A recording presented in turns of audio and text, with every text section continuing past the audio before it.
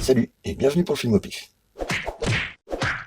Bienvenue pour ce nouveau numéro du film au pif, et aujourd'hui je voulais commencer en poussant un coup de gueule, sauf que j'ai eu beau chercher, j'en ai pas trouvé. Ah si. En fait, je voudrais pousser un coup de gueule contre les jours où il n'y a pas de coup de gueule à pousser. Y a rien de plus énervant que quand il n'y a rien qui énerve. Du coup, il faudrait que je me retrouve une copine, parce que comme ça je suis sûr d'avoir un truc tous les jours pour m'agacer. Et c'est sur cette vanne totalement foireuse qu'on va pouvoir commencer la vidéo. Mais avant ça, je voudrais quand même faire un petit rappel du concept du film au pif pour les éventuels nouveaux dont ce serait la première fois. Et on sait tous que la première fois, c'est celle dont on se souvient toute sa vie. Donc le concept est très simple, comme vous pouvez le voir, il y a des films sur les étagères des deux côtés. Moi, je dois piocher un film au hasard, soit d'un côté, soit de l'autre, et puis je vais essayer de vous en parler, de vous pitcher rapidement l'histoire du film, et vous raconter quelques anecdotes sur le tournage, etc., histoire de vous donner envie de voir le film. Et comme d'habitude, je dois faire mon petit pari qui consiste à deviner l'année du film que je vais piocher. Et aujourd'hui, allez, je vais partir sur 2004. Alors, vérifions ça tout de suite. Et aujourd'hui, je vais piocher par là. Et je pioche Bad Taste. Wow, carrément. Là, on va rigoler. Alors, Bad Taste. Film d'horreur néo-zélandais de 1987, que je pense qu'on peut classer dans les films cultes, d'une durée de 1h30, de et avec Peter Jackson. Et là, du point de vue casting, ça va être vite réglé, parce que à part Peter Jackson, on connaît personne d'autre, puisque les acteurs qu'il a embauchés à l'époque faisaient partie de ses potes, et qu'on les a jamais revus dans autre chose après. Donc comme ça va être vite réglé. D'ailleurs, ce film prouve que la frontière entre un nanar et un film culte peut être parfois très mince, parce que celui-là, il est vraiment passé à deux doigts d'être à un doigt, d'être un bon gros nanar. Mais c'est pas le cas, c'est un film culte, et je vais vous expliquer pourquoi. Alors, la raison première et principale qui fait de ce film un film culte, c'est bien évidemment Peter Jackson lui-même, parce qu'on sait tous ce qu'est devenu Peter Jackson par la suite. C'est un génie du cinéma, et là, on a affaire à un génie en devenir. Il commence déjà à nous montrer quelques trucs très intéressants, pourtant avec un budget avoisinant le zéro pointé, un petit peu à la manière de Sam Raimi sur Evil Dead.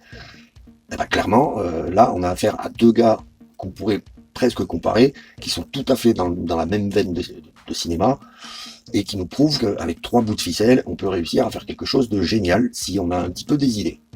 Et il me semble que Peter Jackson lui-même avait dit qu'il avait été très inspiré par le travail de Sam Raimi sur le premier Evil Dead. Donc on peut voir l'impact d'un cinéaste comme Sam Raimi sur d'autres cinéastes par ricochet, comme Peter Jackson, et pourtant le gars, il a largement fait ses preuves. Donc là, on a vraiment affaire à un film sans pognon, puisque c'est ses propres parents qui le produisent, donc qui financent, qui hébergent et tout ça. Et Peter Jackson lui-même a passé plus de 4 ans à confectionner ce film, et on peut dire qu'il faisait quasiment tout sur le film, que ce soit au niveau des maquillages, ou carrément il taxait pendant des heures et des heures le four de sa mère pour faire cuire dedans tous ces masques, des trucs, des prothèses, etc. Il fabriquait lui-même la plupart des armes qu'on peut voir dans le film. Il a même fabriqué des grues, des rails de travelling pour fixer ses caméras et faire des plans un petit peu stylés. Il a même lui-même joué 2 rôles à plus d'1 an d'intervalle, c'est le temps de changer d'apparence, d'avoir les cheveux qui poussent, la barbe qui pousse, tout ça. Donc vraiment, on peut dire que là, sur ce film, il était de tous les fronts, et qu'il a tout donné, et heureusement pour lui, ça a été payant à l'arrivée. On va quand même se faire un petit rappel de qui est Peter Jackson, parce que c'est peut-être pas évident pour tout le monde. Et ouais, il peut y avoir des novices. Donc Peter Jackson, c'est rien de moins que le réalisateur de la plus grande saga cinématographique jamais réalisée, à savoir les 3 premiers Seigneurs des Anneaux, et quelques années après, les 3 Hobbits, le tout faisant une grande saga de 6 films. Alors, on pourrait débattre sur le fait que la plus grande saga du cinéma, c'est Star Wars, mais selon les goûts, moi personnellement, j'étais plutôt Star Wars avant, et puis avec le temps, en connaissant mieux les films, les versions longues et tout ça, je suis devenu un petit peu plus pro Seigneur des Anneaux, parce que quand même, dans Star Wars, il y a pas mal d'incohérences, à mon goût. Et ouais, parce qu'à l'époque où c'est sorti, on pouvait encore un peu croire à ce qu'on voyait. Mais là, aujourd'hui, avec le recul et ce qu'on sait sur les voyages dans l'espace, très honnêtement, il y a quand même des trucs, c'est des solutions de facilité. Moi, quand je vois un laser qui traverse une galaxie de plusieurs centaines de milliers d'années-lumière en quelques minutes, il va falloir qu'on m'explique comment ils font. Alors oui, je sais, il y en a qui vont dire c'est grâce à la force. Voilà, ça c'est un petit peu magique la force quand même. Enfin oui, c'est magique. Mais bon, je vais comprendre. Mais bien entendu, Peter Jackson, il s'est pas contenté de faire que ça, parce que je dirais que Le Seigneur des Anneaux, ça représente l'apogée de sa carrière, mais il avait quand même fait quelques films avant, et il en a fait quelques autres après, notamment entre les 2 sagas Seigneur des Anneaux et Hobbit. Ah ben il nous a fait quelques films et non des moindres. Et devinez quoi? Je vais encore le citer, il a réalisé King Kong en 2005. Oui, oui, c'est bien celui dont je parle quasiment à chaque vidéo. Décidément, je pense qu'il va être temps de le piocher celui-là. Et puis, il a aussi réalisé quelques autres pépites, comme notamment le film qui est encore aujourd'hui considéré comme le plus gore de toute l'histoire du cinéma d'horreur, à savoir Brain Dead, qui représente ici son premier film, on va dire, réalisé de manière professionnelle, puisqu'il était produit par une chaîne de télévision néo-zélandaise. Donc là, il commençait à avoir un premier budget, je crois qu'il a voisiné les 2 millions, c'est pas énorme, mais bon, par rapport à ce qu'il avait pour faire Bad Taste, c'est-à-dire rien du tout, sinon le pognon de ses parents, très honnêtement, c'est déjà un énorme bond en avant. Donc encore une fois, à l'image d'un Sam Raimi, le gars en 2 films d'horreur, il assoit sa notoriété et il peut commencer à passer à l'échelon supérieur. Il réalise ensuite le très beau Créature Céleste, film dans lequel on découvre pour la toute première fois Kate Winslet. Alors Kate Winslet, pour ceux qui ne savent pas, c'est Rose dans Titanic. Et donc ce film lui permet tout de suite de sortir de l'étiquette de réalisateur de films d'horreur, puisqu'il s'agit là d'un drame, adapté en plus d'une histoire vraie. Donc avec ce film-là, il commence à vraiment se faire remarquer par les studios, et notamment les studios américains, qui commencent à lorgner un petit peu vers lui. Mais c'est pas tout de suite que ça va venir. Ça suffit encore pas pour avoir un pied dans le grand bain, j'ai envie de dire. Il va falloir attendre son film suivant, c'est-à-dire Fantôme contre Fantôme, film que j'affectionne tout particulièrement parce qu'il fait vraiment partie de ceux qui m'ont donné envie de faire du cinéma. Mais bon, je dois pas avoir le talent de Peter Jackson, de Sam Raimi ou même encore de Robert Rodriguez, parce que vous voyez, moi je me contente de faire des vidéos sur YouTube, faute de mieux. Et c'est donc avec Fantôme contre Fantôme qu'il va vraiment se faire sa place à Hollywood, puisque ce film sera produit par Robert Zemeckis. Robert Zemeckis, je pense que la plupart, vous savez qui c'est. C'est juste le réalisateur des Retours vers le futur, de Forrest Gump, ou encore de Seul au monde, par exemple. Robert Zemeckis, qui à l'époque était producteur de la série Les Contes de la Crypte, et qui recherchait de nouveaux scénaristes pour amener de nouvelles idées, pour agrémenter sa série. Peter Jackson, voyant passer cette annonce, écrit un traitement de plusieurs pages, l'envoie à Robert Zemeckis le lit, et là, il estime que ça ne va pas correspondre à sa série. Simplement parce que son traitement est beaucoup trop riche. Il y a beaucoup trop d'éléments et de sous-intrigues pour pouvoir loger tout ça dans un épisode de 40-45 minutes des Contes de la Crypte. Il décide donc de lui produire un film entier. Et ça donne Fantôme contre Fantôme. Le seul petit hic avec ce film, c'est qu'à la base, il n'était pas prévu pour être un film d'horreur. Ça devait être un film familial. Sauf qu'au dernier moment, il a été reclassé et il a été interdit aux moins de 16 ans.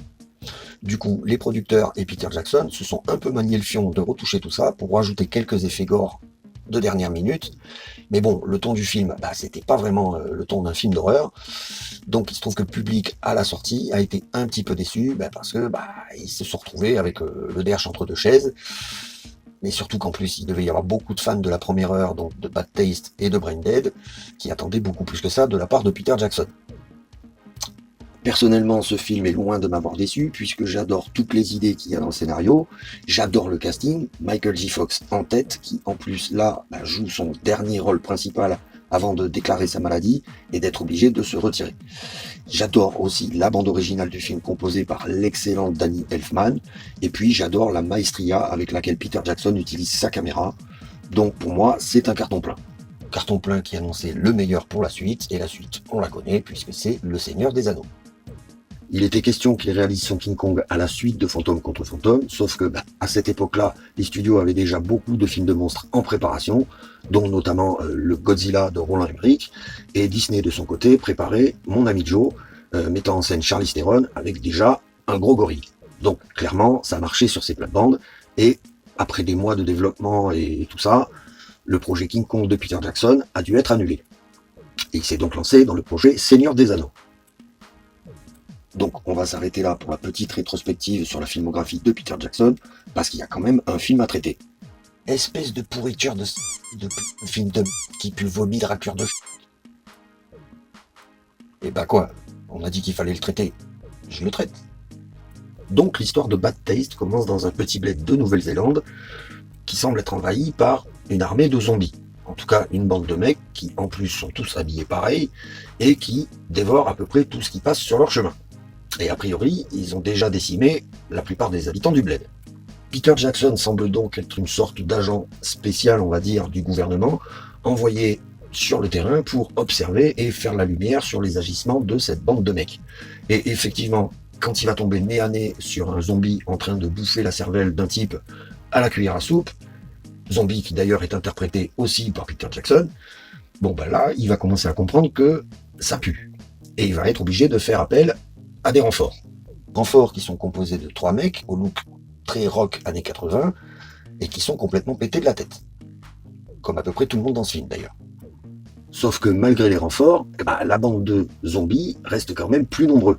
Et ils vont donc être obligés de se la jouer un petit peu en mode fuite, hein, histoire de leur échapper et de ne pas se faire bouffer. Parce que très clairement, une fois qu'ils vont être repérés par les gars, ils vont se faire traquer. Donc les types qui étaient venus pour traquer tous ces zombies se retrouvent dans la position inverse, puisque c'est eux qui se font traquer. Et comme ils sont quand même un peu moins débiles que la bande de zombies, ils vont réussir à leur échapper, et ils vont même réussir à en éliminer quelques-uns. Et c'est là qu'on va avoir cette fameuse scène où Peter Jackson se capture lui-même, et alors que sa version zombie pendouille à une corde du haut d'une falaise, il va lui planter un pieu de 40 cm dans le pied, ce qui va déclencher les hurlements stridents de sa victime. Hurlements stridents qui n'ont pas d'autre but que de faire venir les autres zombies à son secours, et ils vont donc se mettre en chemin pour rejoindre l'endroit où se trouvent les deux Peter Jackson, et s'en prendre à la version agent secret, qui va devoir essayer de se défendre tant bien que mal, jusqu'à ce qu'il bascule lui-même dans le vide de la falaise et se fracasse le crâne en bas. Sauf que comme on est dans un film complètement barré, il va pas mourir. Il va juste se relever tranquillement et retrouver un bout de son cerveau au sol, qui va gentiment se remettre dans la boîte crânienne. C'est dégueulasse.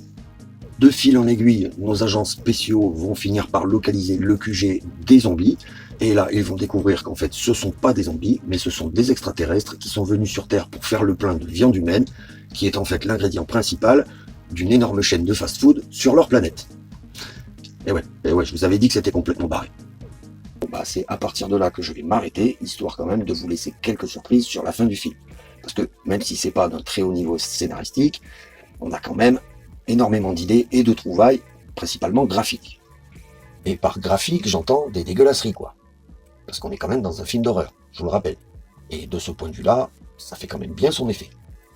Alors, ce que je pourrais rajouter comme petit complément sur ce film, c'est que c'est évidemment pas un film que je vais regarder trop régulièrement, parce que, de par son micro-budget, clairement, l'image est pas très jolie et ça pique un peu les yeux. Mais c'est largement fun, et franchement, si on débranche le cerveau et qu'on rentre dans ce registre, on passe quand même un bon moment, on rigole bien. Même si c'est loin d'être le meilleur film de Peter Jackson. Heureusement. Du coup, ma note pour ce film, elle va pas aller péter très très haut non plus, même si clairement, il s'agit d'un film qui a été fait avec rien du tout, donc ça mérite quand même d'être salué, et pour ça, je vais quand même lui mettre un 13. C'est quand même correct. Voilà ce que je pouvais vous dire sur Bad Taste, le tout premier film de Peter Jackson, et puis moi, il va me rester à vous remercier si vous êtes arrivé jusqu'au bout de cette vidéo. J'espère encore une fois qu'elle vous aura plu, j'espère que les autres vidéos vous plaisent aussi.